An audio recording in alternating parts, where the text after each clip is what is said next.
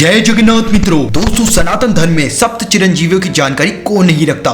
जो भी सनातन धर्म का थोड़ा बहुत भी ज्ञान रखता है वो जानता है कि सप्त चिरंजीवी कौन है और वो किस तरह से अमर हुए और कलयुग के अंत तक वो धरती लोक पर विराजमान रहेंगे। आज मैं खास तौर पर बात करने वाला हूँ विभीषण जी की। विभीषण जी जो कि रामायण के अहम किरदार थे और ये सिर्फ मैंने ही नहीं कहा बल्कि श्री राम ने खुद ये कहा था, क्योंकि विभीषण की मदद के बिना रावण को शायद हराया नहीं जा सकता था। विभीषण ने ही जानकारी श्री राम को दी थी कि कैसे रावण को हराया जा सकता है और उसका वध किया जा सकता है। श्री राम के प्रति अटूट भक्ति के कारण ही उन्होंने विभीषण जी को अमर होने का वरदान दिया था। शायद ये जानकारी आपके पास जरूर होगी, लेकिन आपके पास ये जानकारी नहीं होगी कि उसके बाद विभीषण जी कहां पर गए, और अगर वो सप्त चिरंजीवियों में से एक है यानी कि आज भी वो जिंदा है, तो आज वो कहां पर हो सकते हैं? क्या उनका होने का कोई सबूत मौजूद है? और विभीषण जी का जगन्नाथ मंदिर से क्या संबंध है? और रथ यात्रा के दौरान भगवान जगन्नाथ जी का रथ गरुड़ स्तंभ के पास क्यों रुक जाता है? तो इन सभी प्रश्नों के उत्तर जानने के लिए हरि बोल डिवोशन में आपका स्वागत है। दरअसल दोस्तों,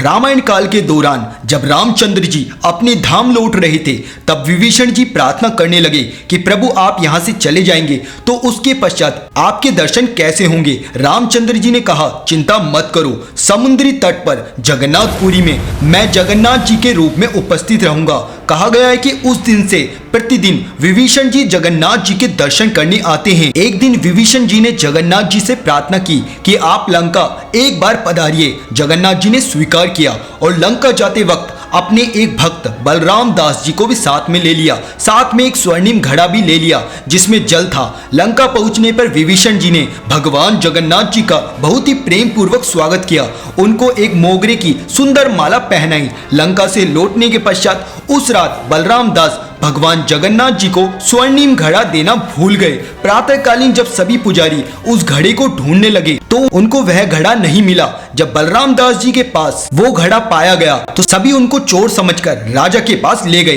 राजा को जब बलराम दास ने पूर्व रात्रि का संपूर्ण वर्णन सुनाया तो राजा को शंका हुई, लेकिन जब जगन्नाथ जी के दर्शन खुले तो उन्होंने जगन्नाथ जी के सुंदर विग्रह के ऊपर वो ही काले मोगरे का एक अद्भुत हार देखा जिसे विभीषण जी ने भगवान जगन्नाथ जी को पहनाया था। इसके बाद सभी को यह मानना पड़ा कि भगवान जगन्नाथ सच में लंका गए थे। दोस्तों, श्री हरि के वैकुंठ जाने के बाद से ही माना जाता है कि विभीषण जी जगन्नाथपुरी में अपने अदृश्य रूप में यहाँ पर रोज आते हैं, और जब यहाँ पर रथ यात्रा निकाली जाती है तो गरुड़ स्तंभ के पास कुछ समय के लिए रथ यात्रा रुक जाती है, क्योंकि सबसे पहले विभीषण जी वहां पर आकर श्री हरि के दर्शन करके जाते हैं और उसके बाद ही वहां रथ यात्रा आगे बढ़ पाती है। आज भी ऐसी ही परंपरा चली आ रही है। इन कथाओं से हमें ये समझ में आता है कि सप्त चिरंजीवी आज भी धरती लोक पर मौजूद है। विभीषण जी कलयुग में भी धरती लोक पर मौजूद है। तो दोस्तों, आपको ये जानकारी कैसी लगी हमें कमेंट बॉक्स में जरूर बताइएगा, और धार्मिक वीडियोस की अप टू डेट जानकारी पाने के लिए